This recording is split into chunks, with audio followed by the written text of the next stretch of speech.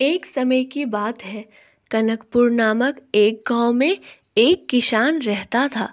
किसान की मात्र एक इकलौती बहन गंगा थी, जो किसान को हमेशा ही बुलावा दिया करती थी कि भाई हमारे घर आया करो, मैं तुम्हें न्योता दे रही हूँ। लेकिन किसान इतना व्यस्त था कि बार बार अपनी बहन का बुलावा को ठुकरा दिया करता था। उसकी बहन प्रतिदिन अपने भाई का इंतजार करती थी कि कब मेरा भाई आएगा, ताकि मैं उसे अच्छे से भोजन करा सकूं। लेकिन किसान बेचारा अपने ही घर के कार्य और खेती के कार्य में इतना व्यस्त होता था कि वह अपनी बहन के घर नहीं जा पाता था। यही सब चीज़ यम महाराज ऊपर से देख रहे थे। तब एक दिन जब गंगा को रहा नहीं गया, तो उसने ईश्वर से कहा, हे ईश्वर, मेरे भाई बहुत दिनों से यहाँ पे नहीं आ रहे हैं।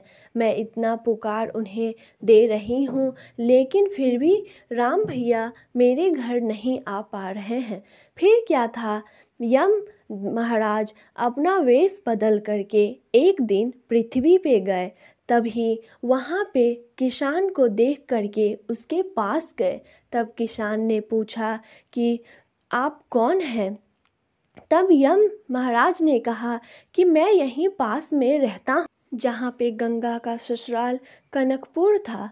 तब राम जैसे ही कनकपुर का नाम सुना, उसने सोचा कि मेरी बहन भी इतने दिनों से मुझे पुकार भर रही है, लेकिन मैं नहीं जा पा रहा हूँ। तब यम महाराज ने कहा कि मैं यहाँ का रास्ता भूल चुका हूँ। अगर आप अनुरोध कर रहा हूँ मैं आपसे कि आप हमारे साथ चलिए और मुझे कनकपुर का रास्ता ज़रूर दिखाइएगा। फिर क्या था, किसान नहा धोआ कर अच्छे से तैयार होकर के और यम के साथ जाने लगा। जैसे ही वह कनकपुर पहुंचा, यम महाराज ने कहा कि सुनो बालक, मुझे अब रास्ता याद आ चुका है, अब तुम जा सकते हो। लेकिन फिर किसान सोचने लगा कि जब मैं कनकपुर आया ही हूँ, तो क्यों नहीं अपनी बहन से भी मिल लूँ। जैसे ही किसान आगे जाने लगा और पीछे मुड़ के देखा, यम महाराज वहाँ से गायब हो चुके थे। किसान बेचारा बहुत ही आश्चर्य था कि आखिर ऐसा क्यों हुआ। फिर क्या था, वह अपने घर बहन के घर जा कर के बहन को कहा कि देखो बहन, मैं आ गया हूँ। बहन बहुत ही खुशी खुशी भाई का पैर धोई और उसे एक पीढ़े पे बैठा करके सर पे रुमाल डाल करके और भाई का तिलक करने के साथ साथ भाई का आरती की और भाई को रंग बिरंग के पकवान का सेवन करवाई। यम महाराज यह सब चीज़ ऊपर से देख रहे थे और उन्हें यह सब चीज़ देख करके बहुत ही खुशी हुई। तभी यम महाराज ने कहा कि आज से यानी कि कृष्ण पक्ष के शुक्ल तिथि को इस दिन भाई दूज के नाम से जाना जाएगा।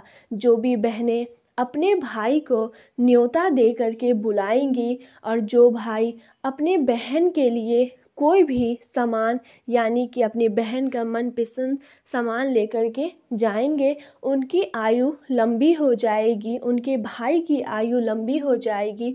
उनके भाई के ऊपर कभी भी किसी भी तरह का कोई भी कष्ट नहीं होगा। उस दिन से इस दिन को भाई दूज के नाम से जानने लगा। तभी से सभी गांव वाले इस दिन भाई दूज मनाया करते थे और अपने बहन के घर जाया करते थे। कथा पसंद आया होगा, लाइक सब्सक्राइब जरूर कीजिएगा। मिलती हूँ अगले वीडियो में। धन्यवाद।